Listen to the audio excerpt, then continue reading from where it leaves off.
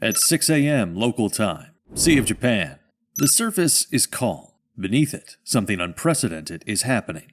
A Russian Project 636.3 improved Kilo-class submarine, Volkov, vents its ballast tanks and descends. 400 yards off its starboard beam, a second silhouette slips under. Great Wall 210, China's modernized Kilo-class diesel-electric boat. For the first time in the 73 years of Sino-Russian military cooperation, two submarines are beginning a joint underwater patrol. On paper, it looks like unity. In reality, it's an experiment held together by sensitive secrets and unfamiliar procedures. The Volkov, NATO reporting name Black Hole, is one of Russia's quietest diesel-electric submarines, displacing 3,950 tons and capable of launching caliber cruise missiles from beneath the thermocline. Great Wall 210 brings Chinese U-6 torpedoes, domestic sonar upgrades, and modernized combat systems.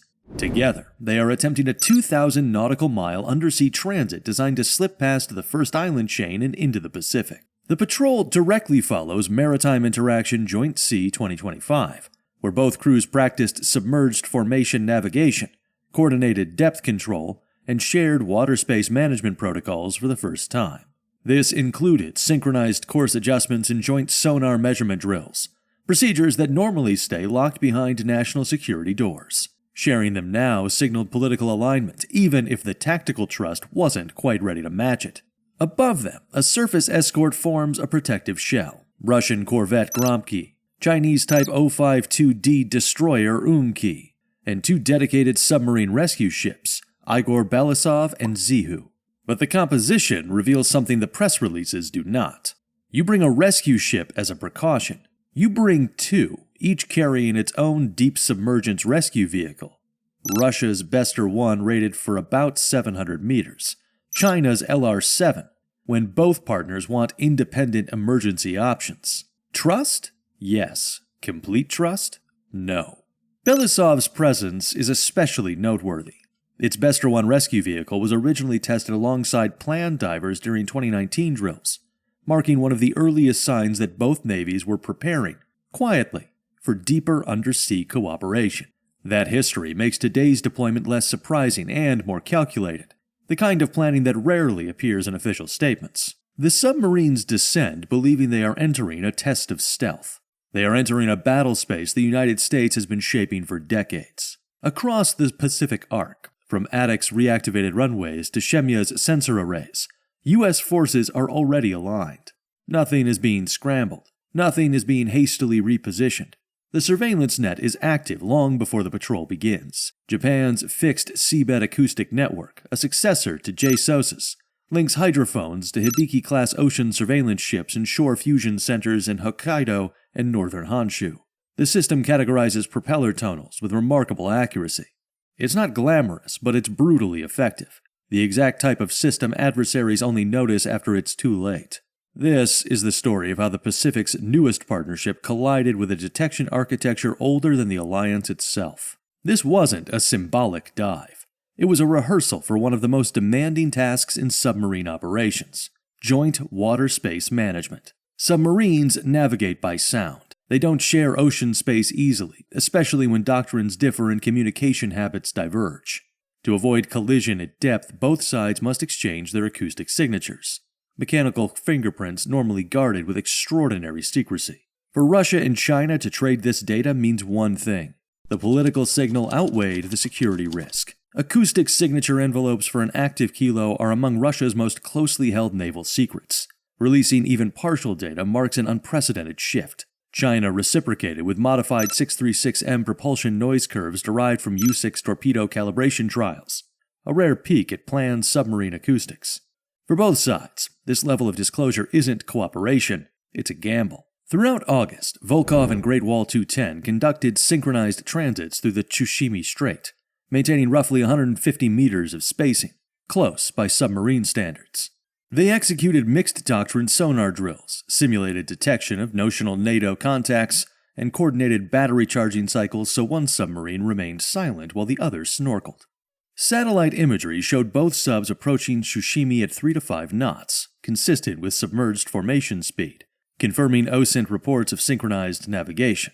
Russian MOD footage of pre-deployment rescue briefings aboard Igor Belousov further indicated joint emergency preparation, a level of coordination that historically points to high-risk operations ahead.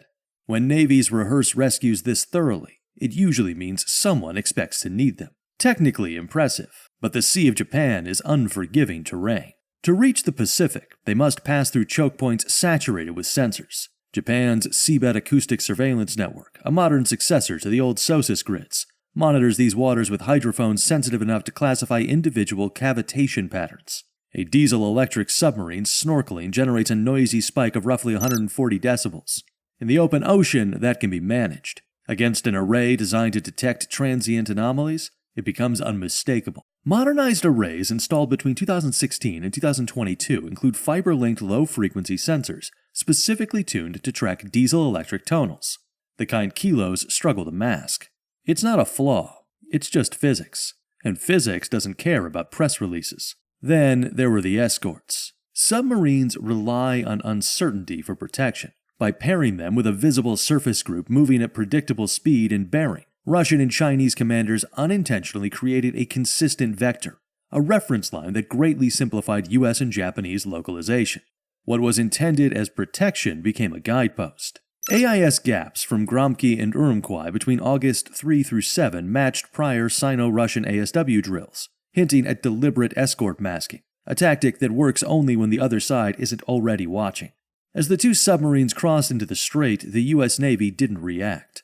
It observed, because the structure was already in place. Throughout the third quarter of 2025, P-8A Poseidons flew dense ASW patterns out of Misawa and Kadena, showing a noticeable 25% increase in sortie rate. But the most significant change was at Adak. After years of limited activity, Adak's reactivation push in April 2025 restored two 8,000-foot runways and 22 million gallons of fuel storage, reducing response time to the Russian frontier by roughly 40%. From this position, P-8s can lay expansive multi-static buoy fields across the Aleutian and Kuril approaches. Senate testimony in April 2025 explicitly labeled Adak a forward ASW fortress, tying its reactivation to rising Russian submarine presence. More fuel means longer patrols, more coverage, and less time for anyone to hide. Old ASW relied on passive listening. Modern ASW uses multi-static active coherent acoustics. One buoy emits the ping, dozens listen. The echoes map the water column. The Volkov's anechoic tiles are optimized for directional absorption, but in a multi-static field, energy comes from everywhere. The geometry overwhelms the design. During this patrol, P-8 crews deployed upward of 200 buoys per mission across key transit lanes. Every course correction created a detectable movement. Remaining stationary drained batteries. Snorkeling exposed the mast to the AN/APS-154 radar, capable of spotting a periscope at about 30 miles even in clutter. The AN/APS-154's ISAR mode can even characterize mast shapes, a capability tailor-made for diesel-electric boats trying to recharge discreetly. Against that, stealth becomes more of a suggestion than a feature. Below them, the US Navy's attack submarines formed the silent layer. OSINT analysis places Virginia-class SSNs along routes east of Korea, near the Kuril arcs and across the Aleutian passages. Operating inside the deep sound channel, they needed little active effort. Thermal layers carried the acoustic signatures of the diesel-electrics straight to their flank arrays. Convergence zone acoustics periodically delivered long-range signatures of both kilos straight to US submarines, allowing tracking without ever closing distance. It's efficient, quiet, and deeply demoralizing for anyone trying to stay hidden. There was no interception, no aggressive maneuvering, just presence. Unmistakable, deliberate, and fully understood by the crews involved. A single active sonar pulse from a Virginia-class submarine is enough to convey everything required. You are tracked, you are held at risk, proceed accordingly. This 2025 joint patrol did not appear from nowhere. It was the culmination of a slow, methodical tightening of cooperation that unfolded across 2024 and early 2025. For over a decade, the Maritime Interaction Series evolved from basic formation steaming to complex surface and air defense drills. By 2021, Russia deployed modern corvettes like Admiral Panteleev. China responded with destroyers such as Kunming and Nanchang. Joint Sea 2024 incorporated simulated submarine hunts, cross-deck helicopter operations, and coordinated missile defense workflows, a level of integration neither Navy attempted publicly before. It showed ambition, even if execution still lagged behind. By late 2024, they crossed a new threshold: explicit anti-submarine warfare training. Russian Tu-38s and Chinese Y-8s conducted coordinated maritime patrols in the Sea of Japan. Lacking compatible data links, they had to establish entirely new communication protocols to exchange sonar information, a rare window into two militaries attempting to merge doctrine on a technical level. The drills involved synchronized sonobuoy drops and mock torpedo attack runs, essential skills that both navies normally train alone. It worked, but worked does not mean smooth. Meanwhile, joint activity migrated north. Between 2022 and 2024, Russian and Chinese vessels transited the Bering Strait in coordinated formations. In October 2024, U.S. Coast Guard cutter Stratton shadowed a mixed group only 30 miles inside the U.S. exclusive economic zone. Tomsk, a nuclear-powered submarine. Prince Vladimir, a Borai-class SSBN, surface escorts, and a Silovani-class tug, a practical admission that mechanical reliability was not guaranteed. Satellite imagery in that same window showed China's Chongdo-class patrol vessel and Russia's Karelia-Sigint ship conducting mutual support maneuvers, another first. When two navies synchronize intelligence collection, it usually means the relationship is moving faster than their equipment can keep up. Each action, surface drills, ASW coordination, northern presence, built the foundation for underwater cooperation in 2025. The joint patrol succeeded in a narrow sense. Both submarines submerged, navigated, and surfaced safely, a significant achievement for first-time partners. But strategically, the operation exposed the limits of the new alignment.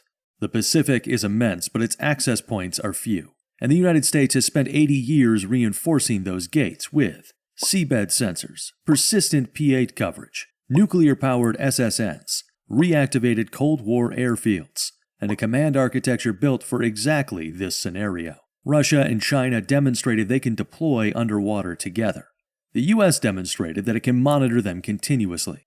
The Eastern Partnership proved its political will. The United States proved its positional advantage. The submarines can leave port whenever they choose, but they will never do so unobserved. Bye for now.